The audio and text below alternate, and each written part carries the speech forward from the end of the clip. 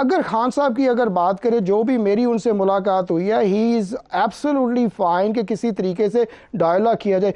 किसी भी political party में कुछ भी आगे करने के लिए डायलॉग एक बहुत ज़्यादा ज़रूरी है, बट अनफॉर्चुनेटली जो हमारा पाकिस्तानी डायस्पोरा बाहर बैठा हुआ है उस चीज़ को बिल्कुल समझ ही नहीं रहा कि जी हमें डायलॉग करना चाहिए। आप ये कह रहे हैं खान साहब इस चीज के लिए राजी हैं कि डायलॉग्स किए जाए? बिल्कुल तो राजी उन्होंने हैं। क्या क्या रखा आपके सामने, डिमांड क्या रखी उन्होंने कोई ऐसी डिमांड नहीं रखी, उनका सिर्फ एक ही मकसद है कि मुल्क में जो है ना हर चीज़ जो है ना वो बेहतर होनी चाहिए। अब मसला ये आ जाता है कि जो उनकी पूरी टीम है, क्या वो ये चाहती है कि ये सारी चीज़ें।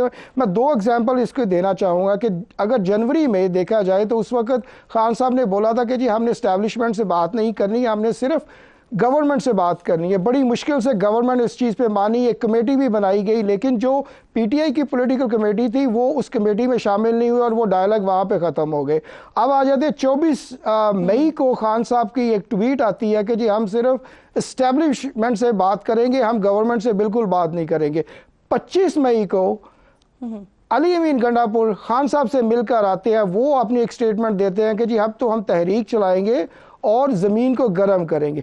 26 मई को अलीमा खान का बयान आ जाता है कि जी हम एस्टेब्लिशमेंट से सिर्फ बात करेंगे और जो भी है वो गिव एंड टेक करेंगे, आप हमें बताएं आप बताइए आपको चाहिए क्या चाहिए। तो ये देखें कि 3 स्टेटमेंट्स आती हैं, 3 डिफरेंट, जो एक मेन आदमी है इस पॉलिटिकल पार्टी के, उन 3 दिनों में 3 डिफरेंट स्टेटमेंट्स आती हैं, तो आप किस पे यकीन करेंगी?